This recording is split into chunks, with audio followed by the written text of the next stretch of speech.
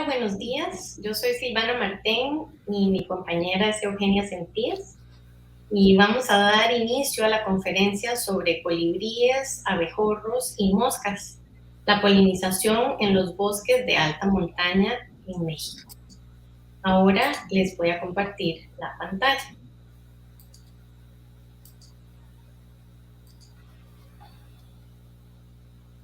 Bueno, este proyecto es un proyecto que estamos llevando a cabo en colaboración con investigadores de diferentes instituciones mexicanas y al que han contribuido también en gran medida los estudiantes de licenciatura y de posgrado que aquí mencionamos.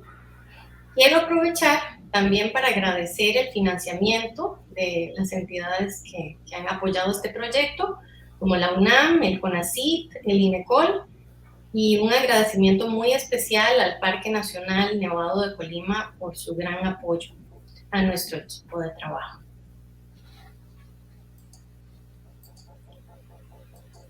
Bueno, para empezar debemos recordar que la polinización es un proceso fundamental en la reproducción de las plantas que no solo asegura la producción de alimentos para el consumo de los seres humanos y de los animales silvestres, sino también el mantenimiento mismo de los bosques y de otros ecosistemas.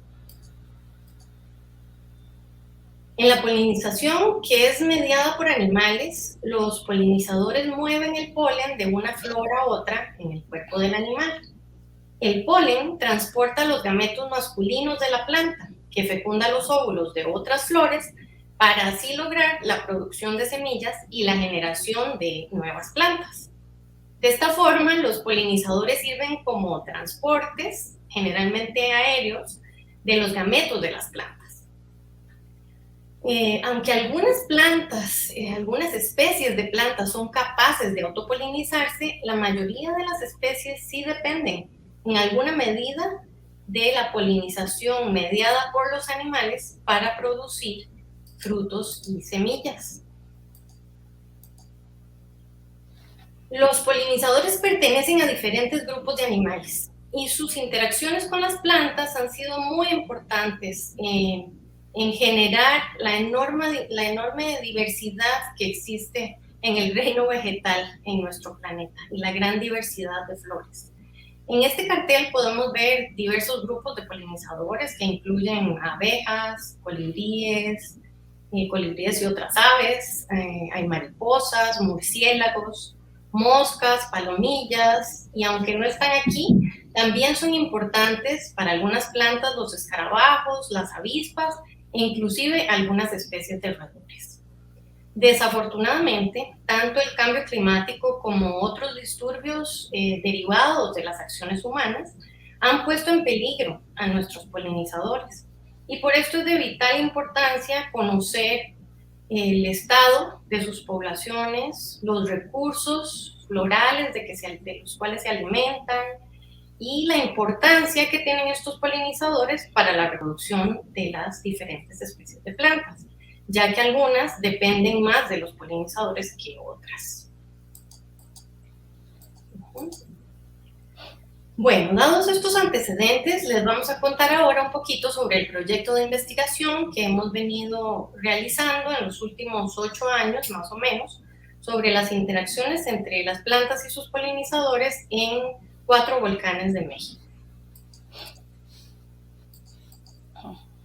Como se conocía muy poco sobre los polinizadores y sus interacciones con las plantas en estos ecosistemas de alta montaña en particular, decidimos enfocarnos primero en los bosques de mayor altura y en los ecosistemas alpinos, en los pastizales alpinos. Sobre todo hemos trabajado en el volcán Iztaccíhuatl, en la Malinche y en el Nevado de Colima y un poquito en el Nevado de Toluca, que no está aquí en las fotos. Sin embargo, como verán, nuestra investigación también se ha extendido a un gradiente de elevación en el Parque Nacional Nevado de Colima. Y este gradiente va desde los bosques de pino-encino hasta el pastizal alpino, que está por encima de los 3.900 metros de elevación. Y de ese componente de la investigación les va a hablar ahora Eugenia. más adelante. Bueno, comienzo explicando un poco sobre los ecosistemas que estamos estudiando, iniciando con los pastizales alpinos, como les llaman, los acatonales alpinos, como se les llama aquí en México. Estos ecosistemas serían el equivalente a lo que en América del Sur es conocido como páramo, ¿no? Porque todos son ecosistemas de alta montaña que están dentro de la región tropical, aunque difieren en sus especies. Entonces, son sistemas que se encuentran por encima del límite de la vegetación arbórea y están dominados por pastos, arbustos y algunas hierbas. En México cubren más o menos 0.001% de la superficie del país, o sea, un área muy chiquita. Y los picos montañosos donde se encuentran estos pastizales están separados, espacialmente desconectados, digamos, unos de otros. Estas islas del cielo, como se les ha llamado comúnmente, y como lo pueden ver ahí en la fotografía, se encuentran sobre todo en 11 montañas altas, en su mayoría, que están en su mayoría en la faja volcánica transmexicana, entre los 3.900 y los 4.750 metros sobre el nivel del mar. Son ecosistemas que están expuestos a alta radiación ultravioleta y en general tienen precipitaciones menores que los bosques circundantes de elevaciones menores, ¿no? También tienen una intensa radiación solar durante el día y las temperaturas de congelación en la noche siempre se alcanzan temperaturas de congelación en la noche a lo largo de todo el año. Entonces, como pueden ver, son condiciones extremas. Aparte de que con la altitud disminuye la presión atmosférica y pues a nosotros nos cuesta respirar y a algunos organismos de estas regiones también les cuesta respirar. Así que sí, son ambientes extremos a los que ciertos organismos, plantas y animales han tenido que adaptarse, ¿no? Y entonces no es cualquiera el que puede vivir en estos picos montañosos y en este tipo de ambientes. Desafortunadamente, los estudios que incorporan ahora proyecciones de cambio climático predicen que este hábitat va a desaparecer, posiblemente para el 2070, imagínense. Es posible que muchas especies todavía se puedan mantener, porque no todas las especies que ocurren en los picos ocurren también, están solamente allí, sino que algunas están también en los bosques de pinos de altura. Pero también va a haber algunas especies que pues, seguramente no lo van a lograr. Bueno, nuestro estudio también incluye diferentes bosques de montaña. Estos son ambientes que están más ampliamente distribuidos en las diferentes formaciones orográficas de México, pero también se encuentran en riesgo por las actividades humanas, incluyendo el cambio en el uso del suelo, la extracción de leña, el desarrollo urbano. Y son hábitats extremadamente importantes porque son como fábricas de agua, ¿no? Como se les llama en el Nevado de Colima a estos bosques, ¿no? Son los bosques donde se genera el agua que consumen todos los pueblos de las tierras bajas y que se utiliza también para la agricultura y bueno, es fundamental para todos nosotros y todas las poblaciones humanas. Nosotros estamos estudiando las interacciones de polinización en 3 estratos de bosques que son bastante diferenciados en estos gradientes de elevación: el bosque de pino de altura o Pinus hartwigi, el bosque de oyamel, que todos conocen gracias a las monarcas, y el bosque de pino encino. Este gradiente de elevación, así completo, lo estamos estudiando en el Nevado de Colima. Y bueno, a grandes rasgos, digamos, las preguntas generales de nuestro estudio serían estas. ¿Cuáles son los polinizadores de las plantas en la alta montaña mexicana? ¿Cuáles son sus abundancias y cuáles son sus patrones de distribución? También nos interesa saber qué tan común es la autopolinización o formas de producción de semillas autónomas que no dependan de los polinizadores.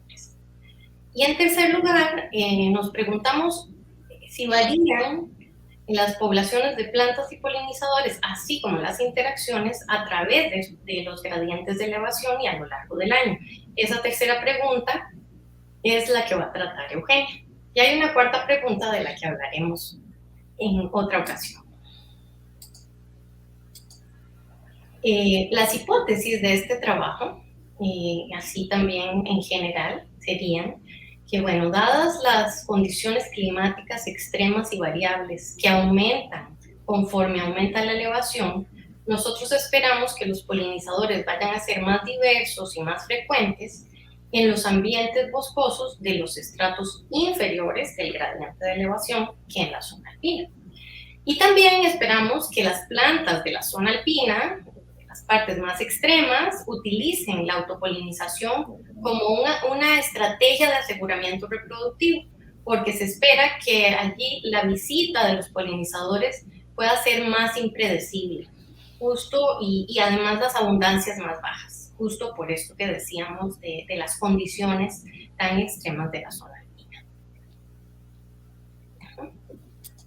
Entonces, ahora antes de darles los resultados, vamos a pasar brevemente a comentarles sobre los métodos y cómo recopilamos nosotros la información que les presentamos. Primero tenemos un diseño de un muestreo sistemático para determinar tiempos y abundancias. Eugenia les va a explicar ahora sí que un poco más detalle sobre esto, entonces no voy a meterme mucho en los detalles del muestreo. Tenemos también muestreos de observaciones de polinizadores que se hacen directamente con un observador humano frente a las plantas o mediante cámaras de video, y estas las utilizamos para estimar las frecuencias de visitas de los polinizadores a las plantas. Y luego también hacemos experimentos en campo para determinar los sistemas reproductivos, en particular esto que les comentaba, la capacidad de autopolinización. Son capaces las plantas de producir frutos y semillas si no hay polinizadores. Entonces lo que hacemos es cubrir flores con unas bolsitas que pueden ver ahí, están en verde y en café, y así están los polinizadores excluidos, y si esas flores producen semillas, pues entonces quiere decir que son capaces de autopolinizarse. Y bueno, el porcentaje de flores que produzca semillas, eso es lo que vamos a evaluar.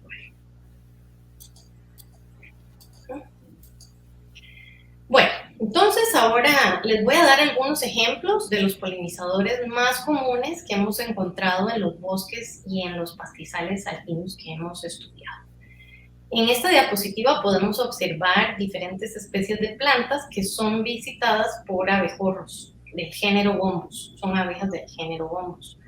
Y estas, como pueden ver, visitan flores de diversas formas, colores y tamaños. Son muy comunes en las zonas altas, y esto es porque al ser abejas grandes que son capaces de mantener mejor la temperatura corporal que sus parientes más pequeños, pues pueden tolerar estas condiciones, ¿no? Entonces, estos son de los polinizadores más importantes, no son muy diversos, en los volcanes que hemos estudiado podemos encontrar una o dos especies, a veces de bombos, pero sí, en abundancia, sí son muy comunes, ¿no? Algunos estudios han demostrado también que los abejorros en zonas templadas han reducido su tamaño debido al cambio climático, o sea, porque las zonas altas o templadas se están calentando, y entonces esto eventualmente podría llegar a afectar las interacciones con algunas especies de plantas, y estas fueron especialistas, o sea, en la polinización por abejorros. Luego tendríamos la polinización por moscas. Este grupo de polinizadores es de gran importancia, aunque ustedes no lo crean. Las moscas son posiblemente los insectos predominantes en estos ecosistemas de alta montaña. Son capaces de sobrevivir en zonas frías y templadas, haciendo uso de una gran diversidad de recursos para sus larvas. y entrando en diapausa en la época del invierno. Entonces, por esta razón, son el grupo de polinizadores con mayor riqueza, en riqueza de especies, digamos, más diverso, en las zonas de pastizal y de bosques y de los bosques de mayor altura. Aquí pueden ver diferentes mosquitas polinizando flores de diferentes especies de plantas, incluyendo las flores del aguacate en la parte inferior izquierda.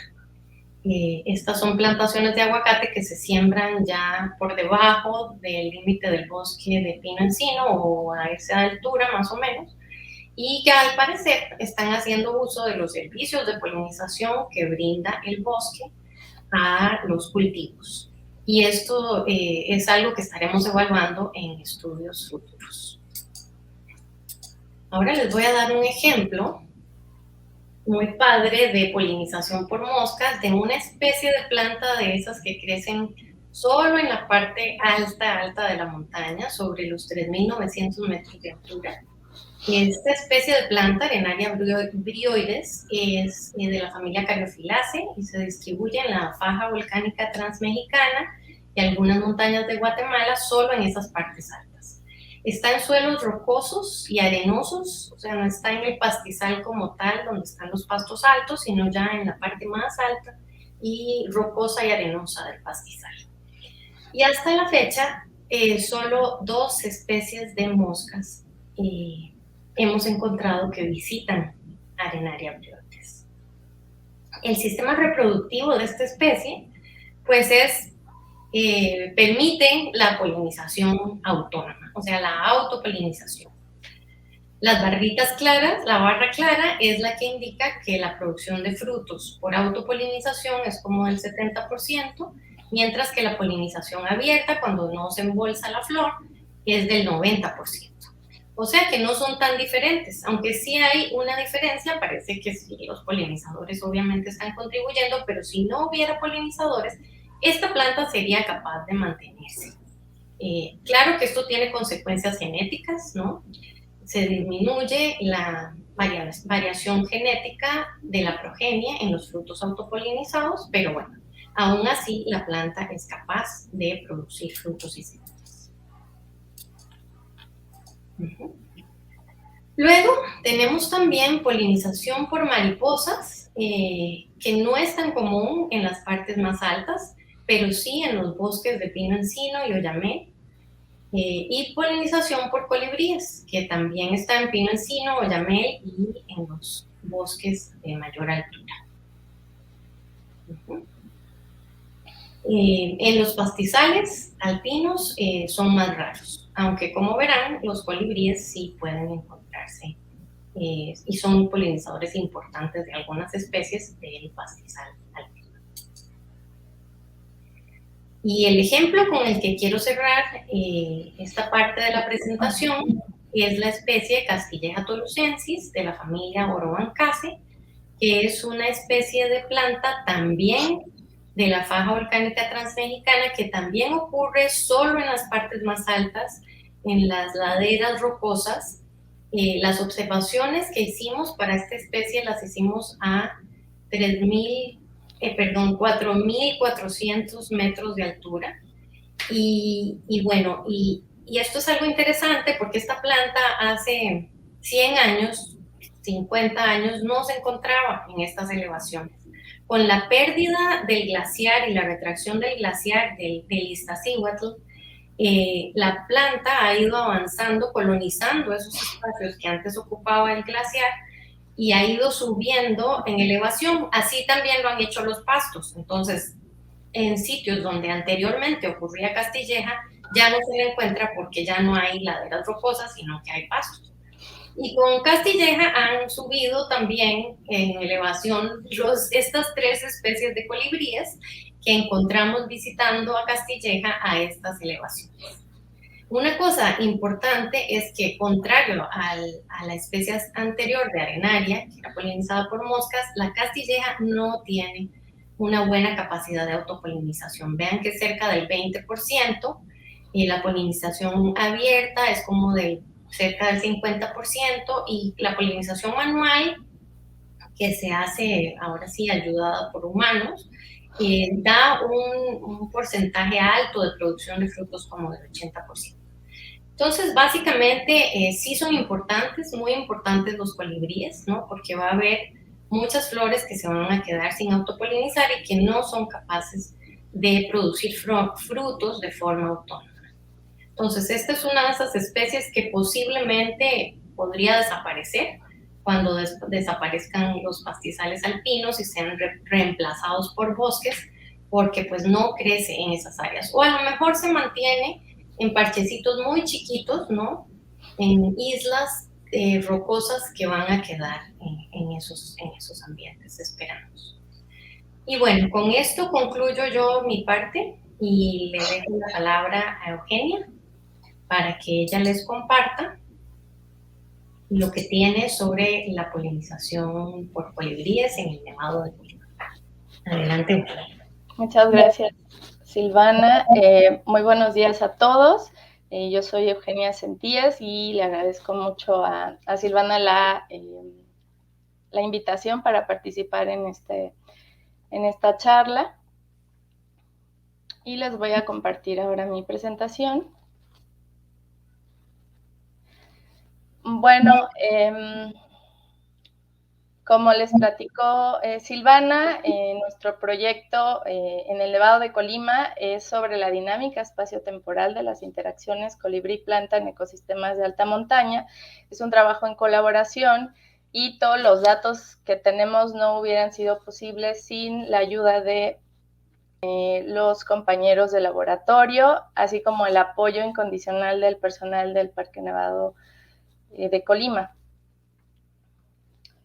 Los ecosistemas de alta montaña presentan interesantes dinámicas en la composición de sus comunidades ecológicas, ya que presentan pronunciados gradientes de elevación y marcados cambios estacionales. Estos gradientes de elevación se consideran experimentos naturales y son un modelo óptimo para estudiar el entorno de las especies, tanto en su medio biótico como abiótico, ya que se presentan diferentes condiciones climáticas que se reflejan en un descenso de la temperatura conforme se aumenta en la elevación, y esto se asocia a una disminución de la diversidad de las interacciones ecológicas.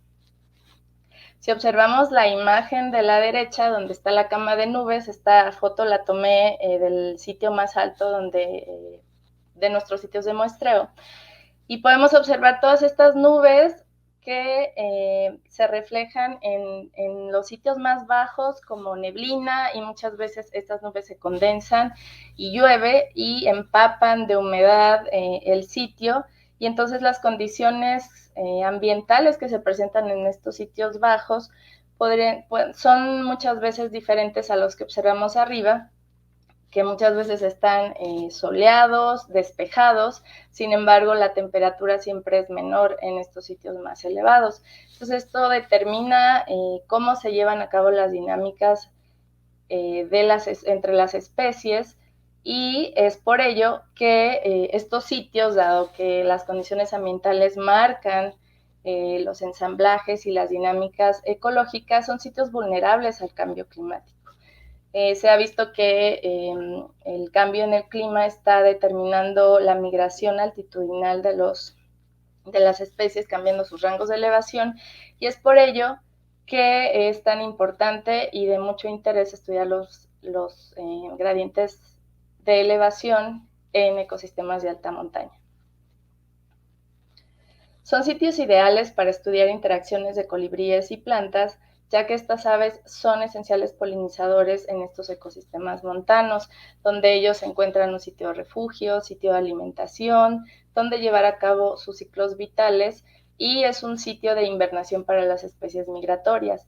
Hay pocos estudios en México sobre interacciones colibrí-planta en los gradientes de elevación en estos ecosistemas, y ante la vulnerabilidad y fragilidad que presentan, es fundamental generar información que permita planear estrategias para su conservación. Como objetivo general de este proyecto, se tiene estudiar la dinámica espacial y temporal de las interacciones colibrí-planta a través de un gradiente de elevación en los ecosistemas de alta montaña del Nevado de Colima.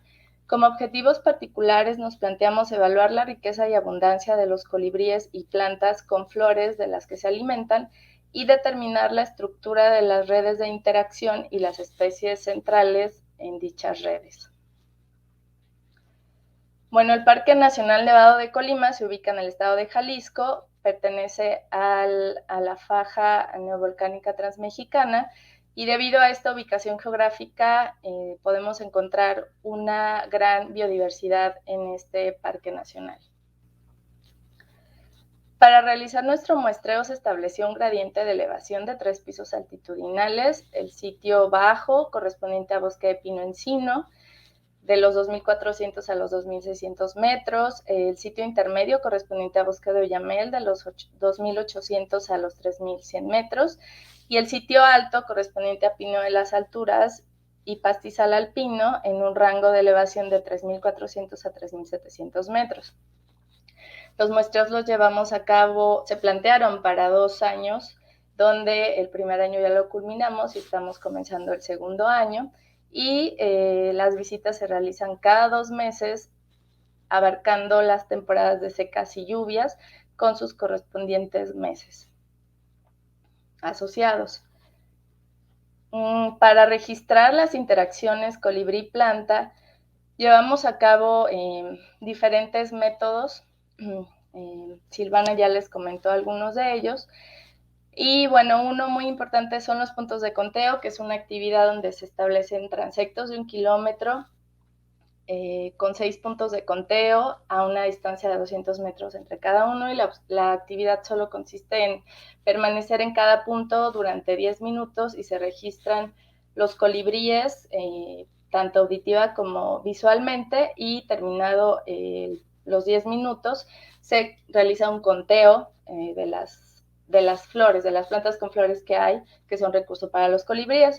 También se realizan las observaciones focales, y estos métodos complementarios nos permiten obtener la riqueza, esto es el número de especies de plantas y de colibríes, y la abundancia. Y también obtuvimos las redes de interacción, que es una útil herramienta para poder analizar de manera específica cómo están interactuando cada especie de colibrí con cada especie de planta y viceversa. Bueno, ahora les voy a platicar los resultados que hemos obtenido. Para comenzar, hasta el momento llevamos registrados 14 especies de colibríes y 25 especies de plantas de las que se alimentan. Los colibríes son residentes, algunas especies son residentes, esto es que viven todo el año en el nevado, ahí anidan, ahí se alimentan, y las podemos encontrar durante todos los meses del año. Por otro lado están los colibríes migratorios, que pueden ser latitudinales, es decir, que cambian de latitud, por ejemplo, los que vienen de Canadá y Estados Unidos a pasar el invierno a tierras más cálidas, como nuestro país, y en primavera se regresan al norte para reproducirse. Mientras que están los migratorios altitudinales, es decir, cambian de altitud, siguiendo los recursos disponibles para llevar a cabo todas sus actividades. En cuanto a las plantas, es interesante cómo cambia la fenología a lo largo del gradiente de elevación. Estas plantas por lo regular son herbáceas, perennes o anuales, y algunas arbustivas, crecen en sitios sombreados, o algunas prefieren sitios abiertos donde siempre tengan sol disponible. Y bueno, es bien interesante cómo los colibríes mantienen dinámicas específicas con estas flores en función de sus tamaños, de sus formas y de la disponibilidad de recursos, que pues va a determinar cómo se llevan a cabo todas las interacciones que encontramos. Entonces, en cuanto a la dinámica espacial, podemos observar en las plantas que el número de especies que encontramos en los 3 sitios es similar en el sitio bajo y el sitio intermedio, mientras que el sitio alto tiene una menor riqueza muy marcada, mientras que en cuanto a la abundancia de flores, vemos una diferencia completa entre los 3 sitios, siendo el sitio alto, el de pino pastizal, el que tiene mayor abundancia de flores, aunque su riqueza es menor, y esto es en función de una planta en particular que tiene una floración masiva y está determinando estos resultados. En cuanto a los colibríes, podemos observar que el patrón es el mismo, en donde la riqueza y abundancia es similar en el sitio bajo y el alto, mientras que el bosque de Oyamel se está caracterizando por tener mayor riqueza y abundancia de colibríes. Para las redes de interacción, que las podemos observar del lado izquierdo, pues de forma general podemos observar que la estructura de estas redes cambia completamente, y esto está determinado por la riqueza y abundancia de colibríes y de plantas que encontramos en cada sitio. Los colibríes importantes son aquellos que mantienen una interacción mayor con un mayor número de plantas. Entonces podemos observar aquí que, por ejemplo, el colibrí Basilina leucotis, que es una especie residente muy abundante en el Nevado, se encuentra presente en los 3 sitios, mientras que para el sitio intermedio, en el bosque de Oyamel, vemos que otra especie que se suma como especie destacada es el Celasphorus platycercus, que es una especie migratoria y solo se encuentra en una época del año en el sitio. Y en el sitio alto, como colibrí importante, también destaca Eugenes fulgens, que es otra especie residente. Y respecto a plantas destacadas o importantes, podemos observar que cambian completamente a lo largo del gradiente de elevación. En cuanto a la dinámica temporal, observamos que tanto para plantas como colibríes el patrón es el mismo para riqueza y abundancia, donde en la época de secas es donde mayor número de plantas y colibríes vamos a encontrar. Y en cuanto a sus redes de interacción, pues también observamos que hay diferencias notorias entre las secas y lluvias, donde en secas pues hay una mayor riqueza y abundancia de colibríes y plantas, y esto está determinando la estructura de estas redes. Como colibríes importantes en la época de secas, pues encontramos los 3 colibríes que mencioné previamente, mientras que en la temporada de lluvia solo está Basilina leucotis, resaltando que esta especie siempre está presente en el Nevado y en las redes de interacción como especie destacada, y como plantas destacadas importantes de la red, pues cambian completamente entre temporadas, como podemos observar en la imagen. Y bueno, como conclusiones preliminares, podemos decir que la dinámica colibrí-planta es distinta en el gradiente de elevación entre temporadas, en donde el sitio alto presentó menor número de especies y abundancia y, por tanto, pues menos interacciones, a diferencia del sitio bajo e intermedio, que mostró un mayor número de interacciones. En la temporada seca, la riqueza y abundancia de especies y, por tanto, de las interacciones fue mayor, mientras que en lluvias estas interacciones disminuyeron en función que hubo menor riqueza y abundancia. La abundancia de colibríes está ligada a los recursos florales. Siempre que haya muchas flores, va a haber muchos colibríes. En la época de secas se presentan los picos de floración que coinciden con la presencia de los colibríes migratorios en esta montaña. Los colibríes residentes se mantienen como especies centrales en las interacciones a lo largo de todo el gradiente y durante todo el año, y las especies de plantas importantes cambian tanto a nivel del gradiente y a nivel temporal. Entonces podemos observar que el mantener como esta variedad de plantas, de recursos para los colibríes, va a ser determinante y muy importante para mantener estas interacciones de polinización en el Nevado de Colima. Y eso sería todo por mi parte. Muchas gracias por su atención. Bueno, les agradecemos mucho su atención y esperamos que sigan disfrutando del festival. Hasta luego. Muchas gracias. Bye.